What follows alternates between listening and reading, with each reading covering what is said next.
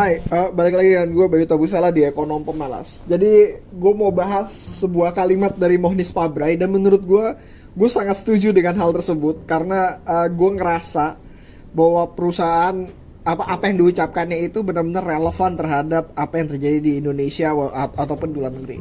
So Mohnis sempat berkata, dia bilang katanya gini di suatu cuplikan di sebuah video yang dicuplik lagi oleh Yaps, YA double PS di YouTube. Dia ngomong gini bahwa kalau misalkan sebuah perusahaan yang bagus, baik dan benar manajemennya, itu tuh semua orang udah tahu.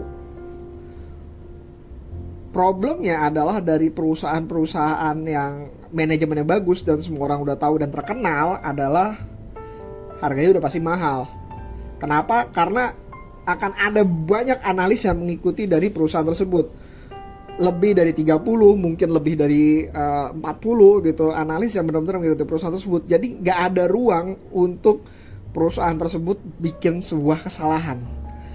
Jadi perusahaan yang bagus, manajemen yang baik, dengan profitabilitas yang benar-benar bisa ditebak, itu semua orang banyak yang ngikutin. Sehingga harga sahamnya itu pertama mahal, kedua kayak tidak ada ruang untuk mendapatkan alpha di dalamnya atau keuntungan yang lebih baik lagi.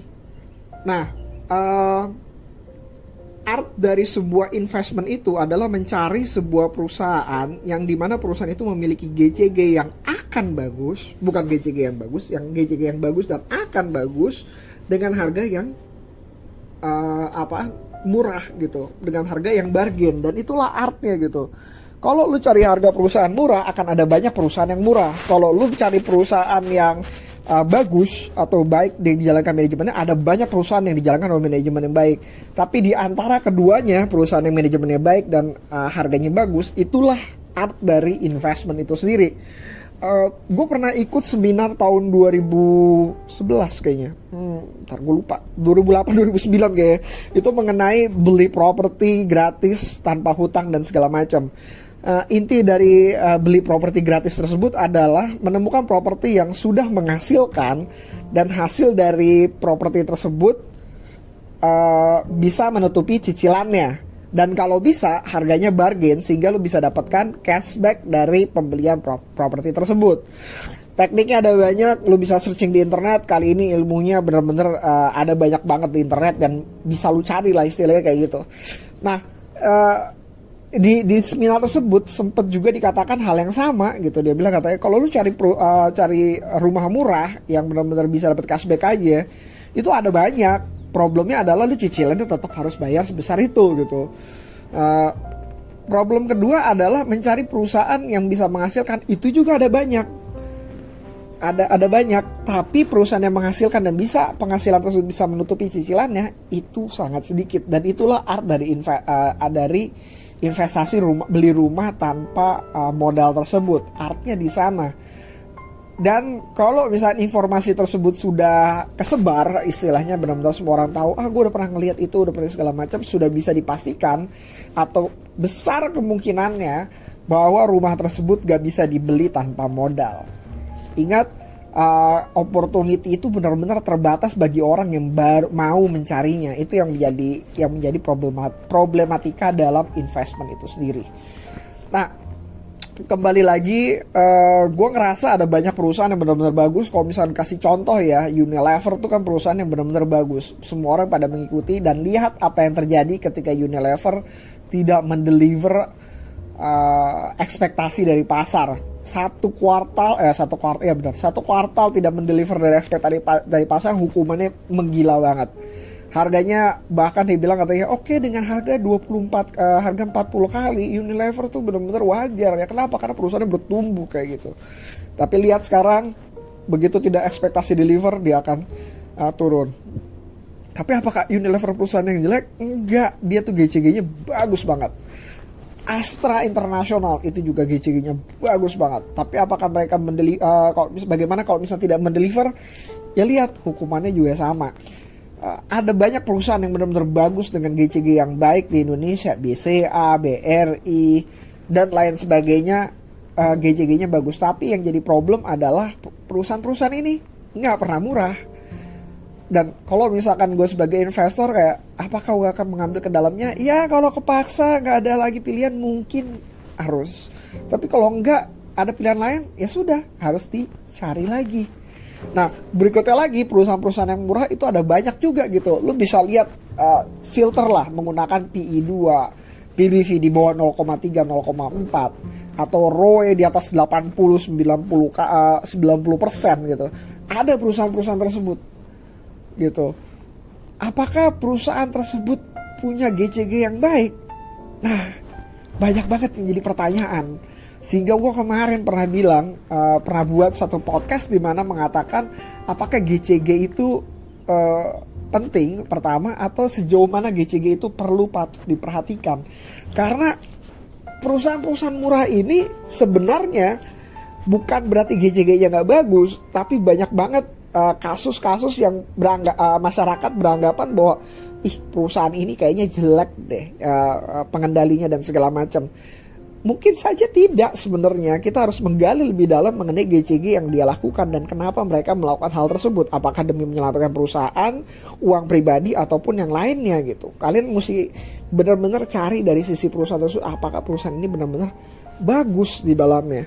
Dan sayangnya perusahaan-perusahaan ini karena tidak di-follow dengan banyak analis ataupun investor, banyak banget perusahaan yang benar-benar murah dan lagi sedang bertumbuh itu manajemennya nggak ketahuan gitu. SMDR ketika di harga 700, siapa yang tahu bahwa ternyata mereka pengusaha yang cukup kawakan dan cukup lama di Indonesia, bahkan nama perusahaan pengendalinya aja yang Ngerumat Bondo Utomo. Ngerumat berarti itu adalah menjaga harta yang paling utama. Bayangin bahwa mereka tuh benar-benar pengen menjaga apa yang mereka investasikan gitu. Tapi karena kinerjanya kelihatan jelek dan ternyata momentumnya sekarang lagi ada, orang-orang pada bingung kayak, apakah perusahaan ini layak untuk diinvestasikan sih? Zaman dulu ada sebuah perusahaan yang akhirnya delisting, itu aja bergerak di bidang yang sama dengan SMDR. Kayaknya susah deh. Sekarang perusahaan itu udah diganti nama dan segala macam. Begitu terus. Dan itulah tugas dari seorang investor, itu adalah mengcapture value yang sebenarnya nggak pernah di-capture sama orang lain gitu. Unfortunately SMDR sendiri gue masuk mungkin kira-kira ya di 2000-an, gue keluar juga terlalu kecil di 2000 berapa 500 600 something, harusnya bisa keluar di 3000 3500 3300, tapi karena gue bodoh ya sudahlah, kejadian lagi melanggar dari apa yang gue sepakatin gitu. Nah perusahaan lain bagaimana gitu, perusahaan apa lagi yang menurut kalian itu perusahaan yang murah tapi sebenarnya GCG-nya tanda kutip masih dipertanyakan gitu. Kalau GCG-nya masih dipertanyakan, bagaimana dan apa yang harus kalian lakukan? Nah, di akhir dari cuplikan tersebut,